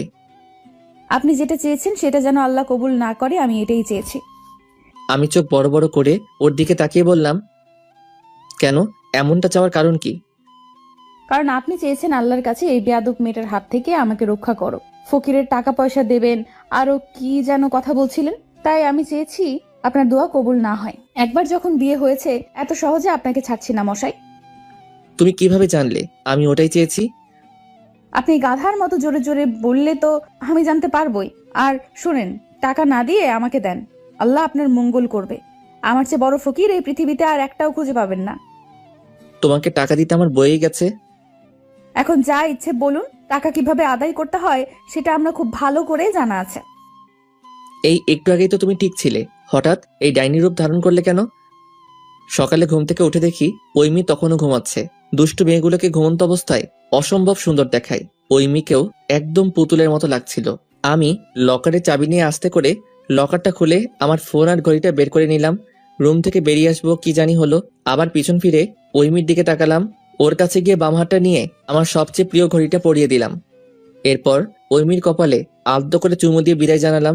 বেয়াদব মেয়েটা ঘুমাচ্ছে, এটাই সুযোগ পালানোর। পরে যা হবে দেখা যাবে, এখন আগে পালাই। কিন্তু দুর্ভাগ্য, কথায় আছে না, অভাগা যেদিকে যায় সন্ধ্যা সেদিকে হয়। আমার ক্ষেত্রেও ঠিক তাই হলো। গেট খুলতেই দেখলাম শাশুড়ি আম্মা সামনে দাঁড়িয়ে আছে। আমাকে দেখে তিনি বললেন, এ কি বাবা, এত সকালে তুমি উঠে পড়েছো? ফাজিল মেয়েটা এখনো ওঠেনি তাই না? দাঁড়াও, আমি ডেকে দিচ্ছি। না না, ডাকতে হবে না, ও ঘুমাক। তো বাবা, তুমি ফ্রেশ হয়ে নাও, আমি তোমার জন্য টেবিলে নাস্তা দিচ্ছি। কাল রাতে তো ঠিকমতো খেলেই না। না আন্টি, আমি এখন কিছু খাবো না, এখন একটু ছাদে যাব। আন্টি কি? মা বলবা। আর সিঁড়ি ঘরে তো তালা লাগানো আছে, দাঁড়াও আমি ঐশীকে বলে দিচ্ছি সিঁড়ি ঘরের তালাটা খুলে দিতে। না আন্টি, ওকে ডাকতে হবে না, আপনি আমাকে চাবি দিন, আমি নিজেই খুলে নেব। আগে মা বলো, এরপর চাবি পাবে, তা না হলে চাবি তোমাকে দিব না। আমি মুখে হাসি ফুটিয়ে বললাম, আচ্ছা মা, আমি কি চাবিটা এখন পেতে পারি? আমার শাশুড়ি আম্মা আমার হাতে চাবি দিয়ে আমার হাতটা শক্ত করে ধরে বললেন, আমার মেয়েটা খুব দুষ্ট, কিন্তু ওর মনটা খুব ভালো। জানি তোমাদের বিয়েটা স্বাভাবিক ছিল না, কিন্তু বাবা, যেটা হবার সেটা তো হয়েই গেছে। জন্ম, মৃত্যু আর বিয়ে, এই তিনটা উপর আল্লাহর হাতে। এভাবেই তোমাদের বিয়েটা লেখা ছিল। ও আমাদের খুব আদরের মেয়ে, তুমি ওকে কষ্ট দিও না বাবা। তুমি দুদিন ওর সঙ্গে থাকলে বুঝতে পারবে ও মানুষ হিসেবে মোটেও খারাপ না। জানি এমন হুট করে কাউকে বউ হিসেবে মেনে নেওয়া সহজ না, তবে আমি জানি তুমি চেষ্টা করলে পারবে। আমি শুধু হাসলাম। আমার মাথার মধ্যে তখন শুধু ঘুরছে কিভাবে এই বাড়ি থেকে আমি পালাবো। শাশুড়ির কথা মাথায় নিলে আর এই বাড়ি থেকে পালানো আমার হবে না। ছাদিকে দেখলাম আশেপাশে বেশ কয়েকটা গাছ আছে। আমি তাড়াতাড়ি একটা গাছ বেয়ে নামছিলাম, এমন সময় ঐমি ছাদে এসে চোর চোর বলে চিৎকার করতে লাগলো। হঠাৎ ঐমির চিৎকার শুনে ভয়ে আমি কেঁপে উঠলাম। সঙ্গে সঙ্গে হাত ফসকে আমি ধপাস করে নিচে পড়ে গেলাম। ও মা গো, আমারে বাঁচাও গো, আমার কোমর ভেঙে গেল গো। ঐমি উপর থেকে 32টা দাঁত বাইর করে খিলখিল করে হাসতে লাগলো। মুখ ভেঙচি কেটে বলল, কেমন লাগে আমাকে রেখে পালিয়ে যাওয়া হচ্ছে? এখন বুঝ মজা। আল্লাহ, এই ডাইনির হাত থেকে তুমি আমারে বাঁচাও। ফকিরকে আমি আমার 5 মাসের বেতন দিয়ে দিব। আল্লাহ, তুমি আমাকে এর হাত থেকে বাঁচাও, তা না হলে ফকিরকে টাকা দিতে দিতে একদিন আমি নিজেই ফকির হয়ে যাব। বেয়াদব মেয়ে, দোয়া করে দিলাম তোমার স্বামী যেন নেশাখোর হয়, আর সকাল সন্ধ্যা যেন তোমাকে মারধর করে। বাংলাদেশের সবচেয়ে খারাপ মানুষটা যেন তোমার হাজবেন্ড হয়। শকুনের দোয়ায় গরু মরে না, আর আল্লাহ আপনার দোয়া কবুল করেনি, কারণ আমার স্বামী একটা ভিতর ডিম। আমাকে মারার সাহস নেই। উনি সিগারেটে মুখে দেয় না, আর তো নেশা করা দূরে থাকলে। আচ্ছা, আপনি সত্যিই সিগারেট খান না? সিগারেটের গন্ধ আমার সহ্য হয় না। ইস, আমার কত শখ ছিল আমার স্বামী সিগারেট খাবে, আমি তাকে মেরে মেরে কখনো একটু ভালোবাসা দিয়ে সিগারেট খাওয়া ছাড়াবো। আপনি কেন সিগারেট খান না বলেন তো? বুঝতে পেরেছি, এখন তোমার মার খাওয়ার জন্য আমার সিগারেট খেতে হবে, তাই তো? এই না, আপনি ভুলেও সিগারেট মুখে নেবেন না। ধূমপান স্বাস্থ্যের পক্ষে ক্ষতিকর। ঐমি একটু নিচে আসো তো, আমার পাটা মনে হয় ভেঙে গেছে। ঠিক আছে, আল্লাহ বিচার করছে। আমাকে রেখে পালাচ্ছিলেন না, এখন বুঝ মজা। ঐমি প্লিজ একটু নিচে আসো, আমি দাঁড়াতে পারছি না, সত্যি মনে হয় পাটা ভেঙে গেছে। এরপর যেটা হলো আমি দেখে তো অবাক, ঐমি গাছ বেয়ে নিচে নেমে এলো। কি সাংঘাতিক মেয়ে, গাছে উঠতে পারে। আমি অবাক হয়ে জিজ্ঞেস করলাম, ঐমি তুমি গাছে উঠতে পারো? হ্যাঁ মশাই, গ্রামের মেয়েরা সব পারে। এখন উঠেন দেখি। কিভাবে উঠবো? আমি তো পায়ের উপর ভর দিতে পারছি না। আমার কাঁধের উপর ভর দিয়ে ওঠার চেষ্টা করুন। ঐমির কাঁধে ভর দিয়ে হাঁটতে হাঁটতে বললাম, আমি যে পালিয়ে যেতে চেয়েছিলাম, এটা তোমার বাবা মাকে বলো না, যেন তারা কষ্ট পাবেন। আমি তো বলবোই, 100 বার বলবো। তার আগে একটা কথা, আপনি যে পালাচ্ছিলেন, আপনার চাচার কাছে গেলেই তো আপনার ঠিকানা আমরা পেয়ে যেতাম। আর বাবা তো আপনার সম্পর্কে সবকিছু খোঁজখবর নিয়েছেন, এমনকি আপনার মতো একটা বলদের সঙ্গে আমাকে বিয়ে দিয়েছে। এই খবরদার, আমাকে বলদ বলবা না, আমি মোটেও বলদ না। ওলে বাবা, আমার স্বামীটা রাগ করেছে। কেঁদো না বাবু, আম্মাকে বলে আসছি তোমার জন্য ফিডার তৈরি করতে। বেয়াদব মেয়ে, একদম ঢং করবা না, আমার এসব একদম পছন্দ না। আর আমাকে কি তোমার ফিডার খাওয়া বাচ্চা মনে হয়? না, আপনাকে তো আমার চুমু খাওয়া বাচ্চা মনে হয়। তারপর ঐমি গালে একটা চুমু দিয়ে বলল, ঠিক আছে, আর বলবো না। আমি চোখ বড় বড় করে ওর দিকে তাকিয়ে বললাম, এটা কি হলো? কেন চুমু খেলাম? তোমার সাহস তো কম না, তুমি আমার গালে চুমু দাও। ওরে বাবা, আপনি যখন আমার কপালে চুমু দিলেন তার বেলায় কিছু না, আমি দিলেই দোষ। আমি অবাক হয়ে জিজ্ঞেস করলাম, তুমি তখন জেগেছিলে? ঐমি মুচকি হেসে একটু লজ্জা পেয়ে বলল, হ্যাঁ জেগেছিলাম। তাহলে তখন তুমি আমাকে আটকালে না কেন? আমি দেখতেছিলাম আপনি কি করেন। ঐমি তোমাকে ঘুমন্ত অবস্থায় অসম্ভব সুন্দর দেখায়। ওমা তাই? আমার প্রেমে টেমে পড়ে যাননি তো? তোমার মতো বেয়াদব মেয়ের প্রেমে পড়তে আমার বইয়েই গেছে। একদিন এই বেয়াদব মেয়েটার জন্যই পাগল হবেন। বাড়িতে ঢুকতেই শাশুড়ি আম্মা ছুটে এসে বললেন, এ কি বাবা, তুমি না ছাদে গেলে? এমন অবস্থা হলো কিভাবে? মা, তোমার জামাই লটকন গাছ থেকে পড়ে গেছে। হায় হায়, বলিস কি? কিভাবে পড়লো? কোথাও লাগেনি তো? সকাল সকাল তোমার জামাই লটকন গাছে উঠে চোরের মতো লটকন পারছিল। আমি মনে করেছিলাম চোর, তাই চোর চোর বলে চিৎকার দিতেই তোমার জামাই বাবাজি ধপাস করে গাছ থেকে পড়ে গেছে। বলে ওই মেয়ে হো হো করে হাসতে লাগলো। কোথাও লাগেনি তো বাবা। এই মেয়েটা আসলে 1 নম্বরের বেয়াদব। স্বামী গাছ থেকে পড়ে গেছে আর ও নির্লজ্জের মতো হি হি করে হাসছে। ওই মেয়ে মুখ ভেঙচি কেটে বলল, উচিত শিক্ষা হয়েছে। এখন মা, আমাকে গালি দেওয়া বন্ধ করে বাবাকে ডাক দাও, ওনাকে হসপিটালে নিয়ে যেতে হবে। পাটা মনে হয় ভেঙে ফেলেছে। এক্স রে করার পূর্বে আমি আস্তে আস্তে বললাম, আল্লাহ দয়া করে পা যেন না ভাঙে। আমি ফকিরকে 500 টাকা দিব। থুকু, ফকিরকে দিলে কাজ হবে না, আমার বউকে 500 টাকা দিব। এটা বেশি কম হয়ে গেল। আচ্ছা, আরেকটা শূন্য বাড়িয়ে দিলাম, 5000 টাকা দিব। তবু তুমি আমার পাটাকে ভাঙার হাত থেকে রক্ষা করো। এক্স রে রিপোর্ট পাওয়ার পর আমার বউ বলল, 5000 টাকা রেডি করেন। কিসের 5000? ওই যে তখন আপনি বললেন না যে আপনার যদি পা না ভাঙে তাহলে 5000 টাকা দিবেন, আমাকে সেটার কথাই বললাম। ডাক্তার বলেছেন আপনার পায়ে কিছু হয়নি। তোমার মনে হয় মাথা খারাপ হয়েছে। আমি কেন তোমাকে 5000 টাকা দিতে যাব? আর আমি তোমাকে কোনো টাকা পয়সা দেওয়ার কথা কখনো বলি নাই। টাকা না দিলে আমি নিজেই আপনার পা ভেঙে দেবো বলে দিলাম। আল্লাহ, ফকিরকে এত এত টাকা দিতে চাইলাম, কিন্তু তুমি আমাকে এই বেয়াদব মেয়েটার হাত থেকে বাঁচালে না। আর এই বেয়াদব মেয়েটাকে 5000 টাকা দিতে চাইলাম, আর তুমি আমার কথা কবুল করে ফেললে। হায় রে কপাল, আমার জীবন তেজপাতা। আমি বেডে শুয়ে শুয়ে ঐশীর সঙ্গে গল্প করছি, ওই মেয়ে এসে ঐশীর পাশে বসতে বসতে বলল, এখন ব্যথা কি কমেছে? ওই মেয়ে আমাদের দুজনের জন্য একটু চা নিয়ে আসো তো, মাথাটা একটু ধরেছে, খুব চা খেতে ইচ্ছে করছে। ওই মেয়ে ভেঙচি কেটে বলল, ঐশী, তোর দুলাভাইকে বলে দে, যার খেতে ইচ্ছে করছে সে যেন বানিয়ে খায়। আমি কাউকে চা বানিয়ে খাওয়াতে পারবো না। দুলাভাই, আপনি বসেন, আমি চা নিয়ে আসতেছি। আরে তুমি কেন যাবে? ও যাক না, সারাদিন তো কোনো কাজ নাই, শুধু দুষ্টুমি করে দিন পার করে। একটু কাজ করুক না। তুমি আমার পাশে বসো, তোমার গল্প শুনতে ভালোই লাগছে। ওই মেয়ে ভেঙচি কেটে বলল। ঢং দেখে বাঁচি না। এরপর রাগে ফুঁসতে ফুঁসতে বাইরে চলে গেল। আচ্ছা ঐশী, তোমার বোন এমন কেন? ওর মতো বেয়াদব মেয়ে আমি আমার জন্মে দেখিনি। আপু মোটেও বেয়াদব না, ও একটু দুষ্টু টাইপের। ছোটবেলায় কিন্তু এমন ছিল না, একদম শান্তশিষ্ট ছিল। ক্লাস 5-এ পড়তে আপুর সাথে একটা দুর্ঘটনা ঘটে। আপুর সামনে একটা মেয়ে গায়ে কেরোসিন ঢেলে আগুন ধরিয়ে আত্মহত্যা করে। ওই ঘটনার পরে অনেকদিন অসুস্থ ছিল, কারোর সঙ্গে কথা বলতো না। রাতে ঘুমের মধ্যে চিৎকার করে উঠতো, আগুন দেখলে অনেক ভয় পেত। মা এখন আপুকে রান্নাঘরে ঢুকতে দেয় না। এরপর আস্তে আস্তে আপু স্বাভাবিক হতে শুরু করে। ওই ঘটনার পর আপু ভুল করলেও বাবা মা কিছু বলতো না। দুষ্টুমি করলে বাবা আপুকে আরো উৎসাহ দিত। যখন একেবারে পুরোপুরি স্বাভাবিক হয়ে যায় তখন আপুর দুষ্টুমি আরো বেড়ে যায়। বাবা মা কিছু বলতো না, যার ফলে আপু যা ইচ্ছা তাই করে বেড়াতো। অন্যের গাছের আম চুরি করা থেকে শুরু করে যত ফলমূল আছে সব চুরি করতো। আর আপুর বান্ধবীরাও প্রচুর দুষ্টু, ওদের সাথে মিশে মিশে আপুও দুষ্টু হয়ে গেছে। আর কমিশনারের মেয়ে তো যা ইচ্ছে তাই করে বেড়ায়, কেউ কিছু বলে না। আর ওর দুষ্টুমি দেখতে দেখতে আমাদের অভ্যাস হয়ে গেছে। প্রতিদিন যে কত বিচার আসতো আগে, আর ও যদি দুষ্টুমি না করে তাহলে কেমন কেমন জানি লাগে। সেদিন মনে হয় যে বাড়িতে শোক দিবস পালন হচ্ছে। আর বাবার আশকারা পেয়ে পেয়ে আপু দুষ্টু হয়েছে। তবে আপুর মন কিন্তু খুব ভালো। ও হয়তো অনেক দুষ্টামি করে কিন্তু কাউকে কখনো কষ্ট দিতে চায় না। আপু খুব মিশুক টাইপের মেয়ে। আমাদের বাসায় অবশ্য সবাই মিশুক, তবে আপু একটু বেশি। তবে দুলাভাই একটা কথা বলি, আপু কিন্তু ভীষণ অভিমানী। একবার যদি অভিমান করে বসে তাহলে তার অভিমান ভাঙানো কিন্তু খুব কঠিন। তো আপনি একটু সাবধানে থাকেন। আচ্ছা, তোমার আপুর কি কি পছন্দ? আপু ঘুরতে পছন্দ করেন, এরপর শাড়ি খুব পছন্দ করে, শপিং করতে পছন্দ করে, এরপর গিফট পেতে খুব পছন্দ করে। আপুর যদি কখনো মন খারাপ হয় বা বাবা তার জন্য গিফট নিয়ে আসে আর ওর মন ভালো হয়েছে, বাবা তো প্রায় প্রতিদিনই আপুর জন্য গিফট নিয়ে আসে। তার মানে আমার আর ফকির হতে বেশি সময় লাগবে না। আল্লাহ, তুমি আমাকে রক্ষা করো। কিছু বললেন কি? না না, কিছু বলিনি। রাতে ডাইনিং টেবিলে গিয়ে দেখি আমার চাচা কবজি ডুবিয়ে খাচ্ছে। আমাকে ওই মেয়ের কাঁধে ভর দিয়ে আসতে দেখে বলল, কি বেটা, ঘুরতে এসে বিয়ে করে ফেললি? একবার চাচারে খবর দিলি না? আব্বুর সাথে কথা বলছিলা। আব্বু কি বলল?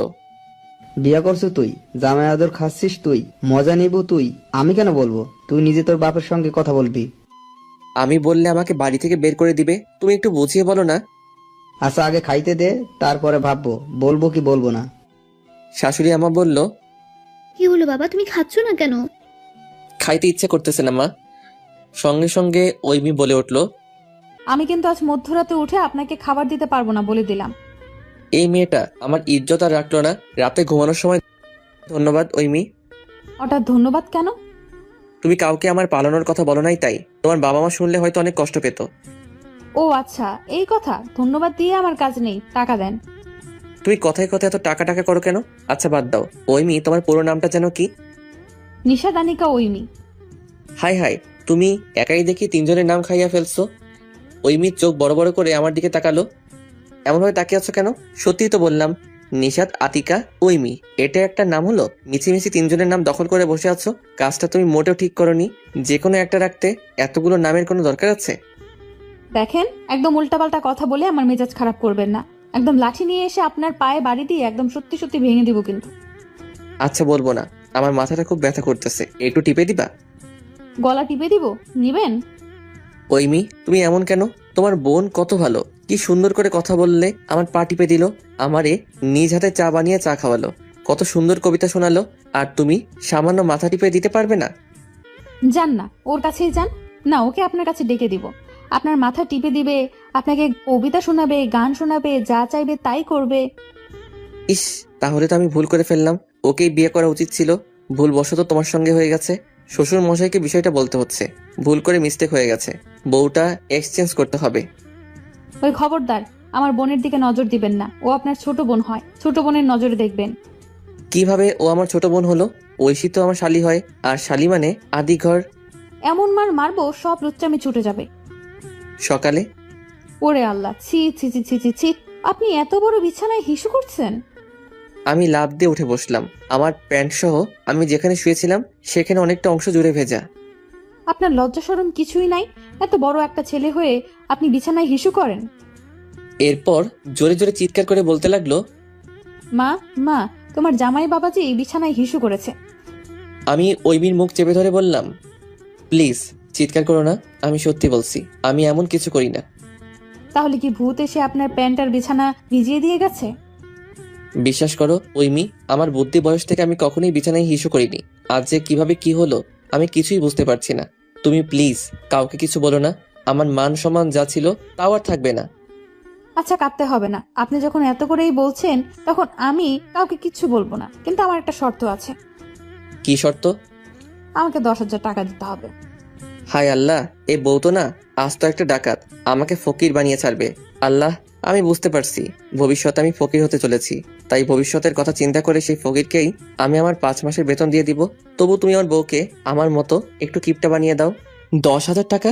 এত টাকা দিয়ে তুমি কি করবে? আমার কাছে তো এখন 1 টাকাও নাই।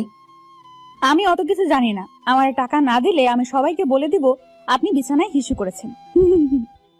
আচ্ছা, আমি শ্বশুর আব্বার থেকে নিয়ে তোমারে দিবনি। আমি কি আমার বাবার টাকা চাইছি?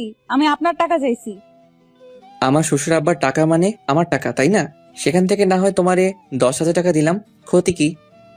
হাই, খবরদার, আমার বাবার টাকার উপর নজর দিবেন না। আপনার থেকে টাকা চাইছি, আপনি যেখান থেকে পারেন সেখান থেকে এনে দেবেন, কিন্তু আমার বাবার কাছ থেকে নিতে পারবেন না। আচ্ছা ঠিক আছে, তাহলে তুমি আমাকে 10,000 টাকা দাও, সেখান থেকে আমি তোমারে 5,000 টাকা দিচ্ছি, পরে আর 5,000 টাকা দিয়ে দিব। ওই খবরদার, আমার সঙ্গে বাটপারি করবেন না। টাকা না দিলে আমি সত্যি বলে দেব আপনি বিছানায় হিসু করেছেন। আচ্ছা, সবার সামনে তোমার স্বামীর ইজ্জতের ফালুদা করতে তোমার একটু কষ্ট হবে না? না, আমার কোনো কষ্ট হবে না। আমার তো বেশ ভালোই লাগে আপনার ইজ্জতের ফালুদা করতে। বাসায় নিয়ে যেয়ে তোমাকে দিয়ে যদি বাসার সব কাজ না করাইছি তাহলে আমার নাম অঙ্কুর না। আচ্ছা যাও, টাকা দিবনি, কিন্তু এখন দিতে পারবো না, এখন আমার কাছে টাকা নেই। আচ্ছা, পরে দিয়েন, তবে মাথা ছুঁয়ে বলেন যে সত্যিই দিব। আপনি যে বাটপার। আমি ঐমির মাথায় হাত রেখে বললাম, আমি সত্যি দিব। আপনার মাথায় হাত রেখে বলেন, আমার মাথায় না। আমার মাথায় হাত রাখতে হবে? আচ্ছা রাখলাম, এবার বলো বিছানা ভিজে গেছে, এটার কি হবে? ওসব নিয়ে আপনাকে চিন্তা করতে হবে না, ওটা আমি ম্যানেজ করে নেব। ঐমি চলো না, একটু বাইরে থেকে ঘুরে আসি। সকালে হাঁটাহাঁটি করলে মন ভালো থাকে। আগে আপনি যান, হাগে আসেন। সকাল সকাল হাগলে সব কিছুই ফ্রেশ হয়ে যায়। ছি ছি ছি, কি সব বাজে কথা বলো। আমি তো ঠিকই বলেছি, রাস্তার মধ্যে যদি আপনার আবার চাপ দেয় তখন কি করবেন নি? এমনিতেই তো আজকে বিছানায় হিসু করে দিয়েছো। বললেই ঐমি হিহি করে হাসতে লাগলো। আজ তো একটা বেয়াদব মেয়ে। তুমি গেলে চলো, না হলে আমি একাই যাব। আপনার না পায়ে ব্যথা, আপনি হাঁটবেন কিভাবে? এখন আর ব্যথা নাই। ব্যথা করলে সমস্যা নাই তো, তুমি তো আছো, তোমার কাঁধের উপর ভর দিয়ে দিয়ে হাঁটবো। শখ কত। আচ্ছা আপনি আপনার কাপড় চেঞ্জ করেন, আমিও তৈরি হয়ে নেই। একটু তাড়াতাড়ি রেডি হও, মেয়েদের তো আবার 1 ঘন্টা আগে সাজগোজ কমপ্লিট হয় না। ওই বেটা লম্বু, আপনি দেখছেন আমার সাজগোজ করতে 1 ঘন্টা লাগে? সব মেয়েদের এক কাতারে দাঁড় করাবেন না। হয়েছে হয়েছে, যাও এখন গিয়ে তৈরি হয়ে নাও। আমি ওয়াশরুম থেকে কাপড় চেঞ্জ করে এসে দেখি আমার বউ বোরকা পরে রেডি 1 2 3 হয়ে গেছে। প্রথম যেদিন ঐমিকে দেখেছিলাম সেদিন ঐমিকে ঠিক এই বোরকাই পরেছিল, কালো বোরকা, আর হিজাবের আড়ালে লুকিয়ে থাকা ঐমির মায়াভরা চোখ আর মিষ্টি মুখ দেখে আমি সেদিন মুগ্ধ হয়ে গিয়েছি। কিন্তু পর মুহূর্তে রাগ উঠেছিল, কিন্তু আজ আর রাগ লাগছে না। শুধু এক দৃষ্টিতে তার দিকে তাকিয়ে থাকতে ইচ্ছে করছে। মেয়েটা এত সুন্দর কেন? আমাকে হা করে তাকিয়ে থাকতে দেখে ঐমি তার মুখ ঢেকে ফেললো। আমি ঐমির কানের কাছে মুখ নিয়ে ফিসফিস করে বললাম, সুন্দর লাগতেছে আমার বউটাকে। ঐমি ভেঙচি কেটে বলল, আজ সূর্য মনে হয় পশ্চিম দিকে উঠেছে, আর না হয় আপনার উপর জিন ভর করেছে, আর না হয় আমি স্বপ্ন দেখছি। কেন কেন এমনটা মনে হওয়ার কারণ কি? বারে, যে মানুষ কাল সকালে আমার সাথে পালানোর জন্য ছাদ থেকে গাছ বেয়ে নামছিল, আজ সে বউ বউ করছে। এটা স্বপ্নের চেয়ে কম কি? আচ্ছা এখন এসব কথা বন্ধ করে তাড়াতাড়ি চলো, আর পার্সটা সঙ্গে নিও। বলা তো যায় না কখন কিভাবে কোথায় প্রয়োজন পড়বে। খালি পার্স আবার নিও না যেন, আমার কাছে কিন্তু কোনো টাকা নেই। ঐমি চোখ বড় বড় করে আমার দিকে তাকালো। এমন করে তাকিয়ে আছো কেন? আরে বাবা, আমি তো ভালোর জন্যই বললাম। ধরো রাস্তায় তোমার কিছু খেতে ইচ্ছে করছে, কিন্তু টাকা নেই, কিন্তু তোমার প্রচুর খেতে ইচ্ছে করছে। টাকা না থাকলে দোকানদার তো আর এমনি এমনি তোমাকে দিবে না, আর দোকানদার যদি না দেয় তাহলে খাবে কিভাবে? তাই ভবিষ্যতের কথা চিন্তা করে সঙ্গে টাকা নিয়ে যাওয়া ভালো। আপনার লজ্জা করে না আমাকে টাকা নিতে বলছেন? আপনি থাকতে আমি কেন টাকা নিতে যাব? আমার যা খেতে ইচ্ছে করবে আপনি নিয়ে দিবেন। আমার কাছে টাকা থাকলে তো আর আমি তোমাকে বলতাম না।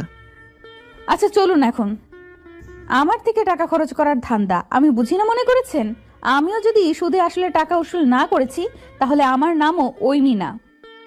ফাঁকা রাস্তা, দুপাশে সারি সারি গাছ, একদম কোলাহল মুক্ত পরিবেশ বলা চলে। আমি ঐমির পাশে গিয়ে ঐমিকে বললাম, আমি কি তোমার হাতটা ধরতে পারি? ঐমি চোখ বড় বড় করে বলল, না, একদম ধরাধরি করার চেষ্টা করবেন না, মানুষ দেখলে কি বলবে? আমার বউয়ের হাত আমি ধরতে পারবো না? না, এটা আপনার শহর না যে আপনার যা ইচ্ছে তাই করবেন। এটা গ্রাম, এক একজন এক এক রকম কথা বলবে। যা বাবা, আমার বউয়ের হাত আমি ধরে হাঁটবো, এতে মানুষের বলার কি আছে? আচ্ছা আপনার মতলব কি বলেন তো? আজ সকাল থেকে দেখছি বউ বউ করছেন। বউকে বউ বউ বলবো না তো কি বলবো? আপা আপা। এই দেখেন, একদম বাজে কথা বলবেন না। ভেবেছিলাম আজকে ওর সব টাকা শেষ করব, কিন্তু এত সকালে কোনো দোকানই খোলেনি।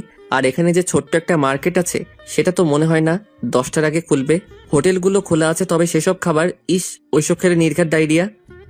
ঐমি চলো না দূরে কোথাও থেকে ঘুরে আসি, যেখানে থাকবো শুধু তুমি আর আমি। এখন গাড়ি কোথায় পাবেন? অটো আছে না, একদম অটো রিজার্ভ করে নিয়ে যাব, তাহলে অন্য কেউ আমাদের ডিস্টার্ব করবে না। তুমি আমি পাশাপাশি হাতে হাত রেখে দূর অজানায় হারিয়ে যাব। ঐমি ভেঙচি কেটে মনে মনে বলল, ওরে বাবা, শখ কত! আমার টাকায় ফুর্তি করার খুব ইচ্ছে আপনার, তাই না? আমি 1 টাকাও খরচ করব না।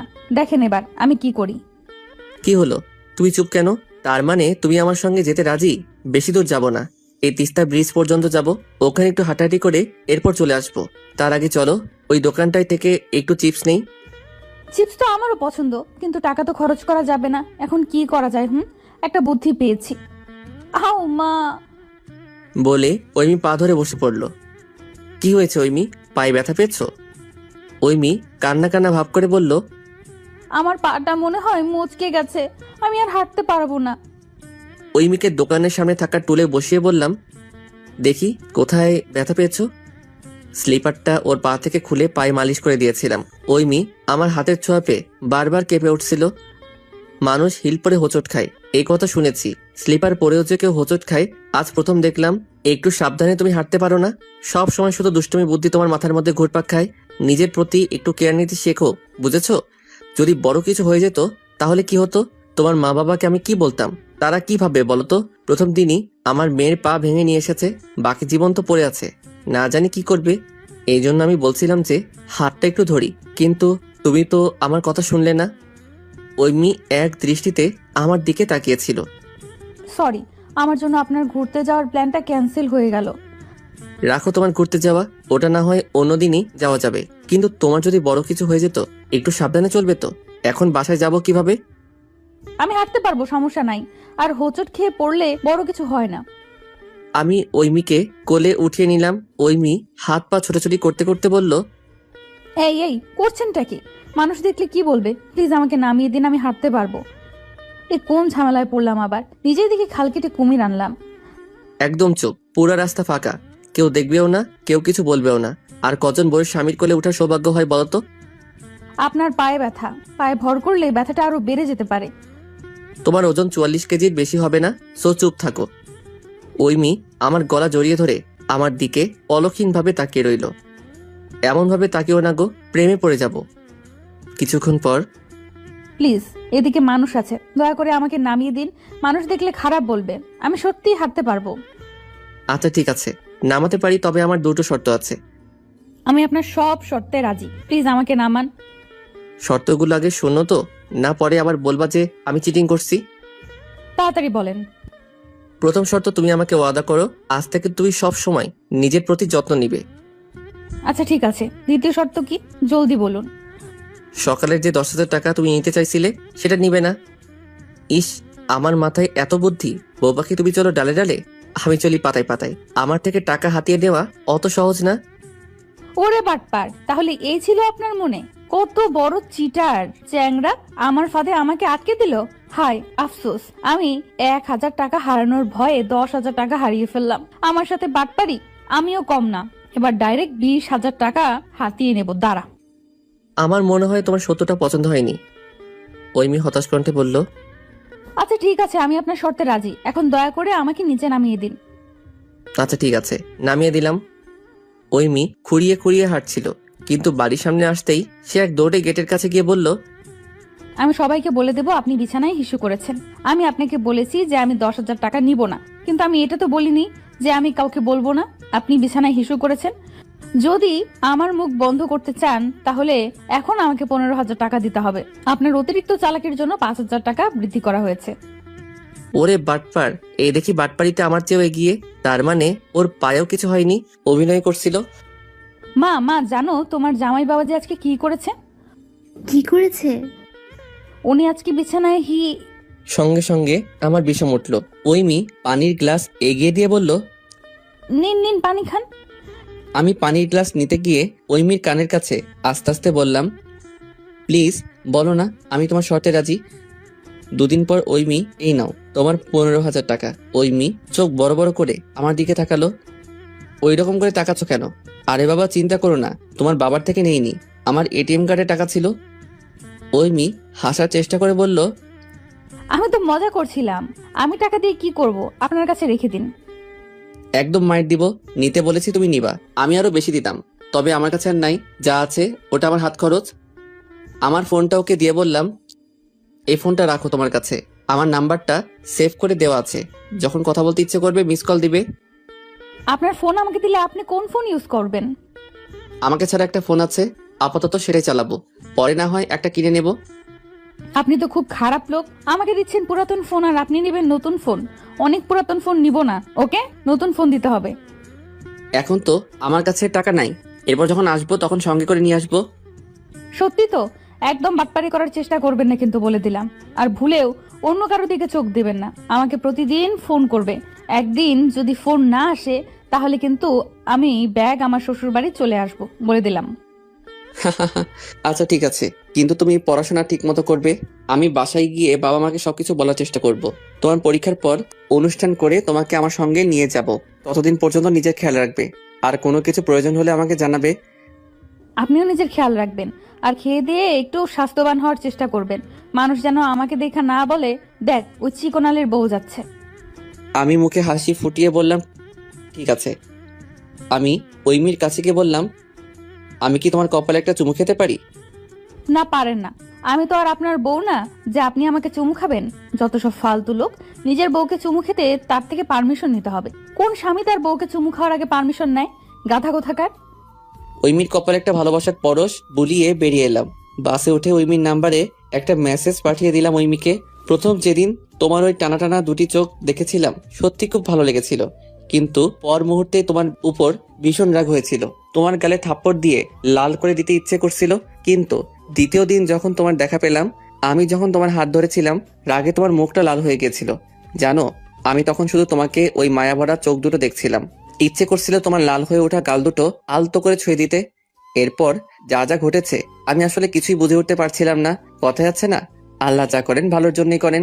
আমারও মনে হয় আমাদের বিয়েটাও ভালোর জন্যই হয়েছে। যদিও আমার মনে হয় আমাকে ফকির করতে তোমার বেশি দিন সময় লাগবে না, তবে সমস্যা নেই। তখন না হয় আমি হুইল চেয়ারে বসাবো, তুমি না হয় পেছন থেকে ঠেলা দিও। দুজনে একসঙ্গে ভিক্ষা করব, কেমন? মজা করলাম। দুদিন ধরে তোমাকে একটা কথা বলতে চাইছিলাম, কিন্তু সাহস ছিল না বলে বলতে পারিনি, তাই এখন বলছি। আমি তোমাকে ভালোবাসি ঐমি। তোমার দুষ্টুমিগুলো প্রথমে খারাপ লাগলেও এখন খুব ভালো লাগে। জানো ঐমি, তুমি যখন ঘুমিয়ে থাকো তোমাকে তখন পৃথিবীর সবচেয়ে সুন্দরী মেয়ে মনে হয়। তাই আমি তোমাকে না জানিয়েই আমার সুন্দরী বউটার কিছু ছবি উড়িয়েছি, যেগুলো আমি আমার সঙ্গে করে নিয়ে যাচ্ছি। আমার দুষ্টু বউটাকে একটা কথা বলতে ভুলে গেছি। তুমি যখন বেডে আর আমার প্যান্টে পানি ঢালছিলে, আমি কিন্তু তখন জেগেছিলাম। আমি তো শুধু আমার দুষ্টু বউটার দুষ্টুমিগুলো দেখছিলাম। আমি ওই মুহূর্তে যদি অভিনয় না করতাম, তাহলে হয়তো তোমার হাসি মাখা মুখটা দেখতে পেতাম না। তুমি হয়তো এত আনন্দিত হতে না। ভালো করে পড়াশোনা করো। বিয়ে হয়েছে বলে আবার পড়াশোনা ছেড়ে দিও না যেন। তোমার জন্য তোমার বেডের নিচে গিফট আছে, আর সেই গিফটের বদলে তোমার চিহ্ন হিসেবে ড্রেসিং টেবিলের উপর রাখা তোমার মহামূল্যবান সোনার চেনটা আমি নিয়ে এসেছি। চেনটা বিক্রি করে এতদিন তোমার জন্য যত টাকা খরচ করেছি সব উসুল করে নিব। ইতি, তোমার বলদ বর। একটু পর রিপ্লাই। মিস্টার চিকন আলী মশাই, আপনি তো বলদই রয়ে গেলেন। চেনটা বিক্রি করে আপনি 1 টাকাও পাবেন না, কারণ চেনটা সোনার না, ইমিটেশনের। নয়, হ্যাঁ। পৌঁছে ফোন করবেন, কেমন? ওই, আপনার সমস্যা কি? বাসায় গিয়ে কি আমার কথা ভুলে গেছেন নাকি? আমি কখন থেকে ফোন করতেছি, ফোন রিসিভ করেন না কেন? ফোন সাইলেন্ট ছিল তো বুঝতে পারিনি। ঐমি একটু রেগে বলল, আপনাকে বাসায় পৌঁছে আমাকে ফোন করতে বলেছিলাম না? সরি, আসলে আমি ঘুমিয়ে পড়েছিলাম। দিনের বেলা ঘুম কেন? রাতভর কি করেছেন? রাতভর আমার সুন্দরী বউটাকে দেখেছি। আপনি সারা রাত জেগেছিলেন? কেন? কেন আবার? ভাবলাম আবার কবে যে দেখা হবে, তাই একটু প্রাণ ভরে দেখে নিলাম। আর তোমাকে ঘুমন্ত অবস্থায় অসম্ভব সুন্দর লাগে। ঐমি ভেঙচি কেটে বলল, ঢং।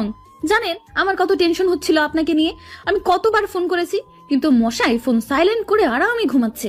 এদিকে চিন্তায় আমার অবস্থা শেষ। ওরে বাবা, তুমি এত চিন্তা করো আমাকে নিয়ে? আমার ঠেকা আপনাকে নিয়ে চিন্তা করার। ওই তো মা বারবার শুধু জিজ্ঞেস করছিল, এই জন্য ফোন করেছিলাম। আমি ঠিকঠাক ভাবে পৌঁছে গেছি। শাশুড়ি আমাকে বলে দাও। আচ্ছা, এখন তাহলে রাখি। রাখবেন মানেটা কি? ফোন কি আপনি করেছেন না আমি করেছি? তুমি করেছো। ফোন যেহেতু আমি করেছি, সেহেতু ফোনটা রাখবো আমি, বুঝতে পেরেছেন? বুঝলাম। এখন বলেন কি করতেছেন আপনি? এই তো ঘুম থেকে উঠলাম মাত্র। তুমি কি করো? আমি অপেক্ষা করছিলাম আপনার কলের, কিন্তু আপনি তো ঘুমাচ্ছিলেন। ও আচ্ছা, ভালো কথা। সোনার চেন কত টাকা দিয়ে বিক্রি করলেন শুনি? আরে, ওটাকে আমি বিক্রি করার জন্য নিচ্ছি নাকি? চিনটা তোমার স্মৃতিচিহ্ন হিসেবে নিয়ে এসেছে। ও আচ্ছা। বেডের নিচে যে গিফট রাখা ছিল, ওটা দেখেছো তুমি? না, আমার তো মনেই ছিল না। দাঁড়ান, এখনই দেখছি। ঐমি বেডের নিচে তাকিয়ে অবাক হয়ে গেল। এতগুলো চিপস কে খাবে? কেন, তুমি খাবে? আবার সবগুলো একদিনে খেয়ে ফেলো না যেন, তাহলে কিন্তু নির্ঘাত ডায়রিয়া হবে। ওই শোনেন, আমার হজম শক্তি খুব ভালো। আপনার মতো না যে কিছু না খেতেই ডায়রিয়া হয়। তোমাদের ওখানকার খাবার যে পচা, এগুলোকে বেঁচে থাকার জন্য হজম শক্তি অবশ্যই ভালো হওয়া উচিত, তা না হলে বেঁচে থাকাটা কঠিন। ওই, একদম বাজে কথা বলবেন না। আমাদের এখানকার খাবার মোটেও পচা না। আপনি কোথায় গিয়ে কি খাইছেন না খাইছেন, যত দোষ এখন আমাদের খাবারের। তোমাদের ওখানে ভালো কোনো খাবার জায়গা থাকলে তো যত সব বাসি খাবার দেয়। আর আমাদের এখানে আকবরিয়া নামের একটা হোটেল আছে, ওরা প্রতিদিন রাত 12টার পর অসহায় মানুষদের ফ্রিতে খাওয়ায়। তোমাদের ওখানে আছে এমন কোনো হোটেল? আপনি মনে হয় ওখানে প্রতি রাতে থালি নিয়ে বসেন ফ্রিতে খাওয়ার জন্য। বলেই ঐমি হাসতে হাসতে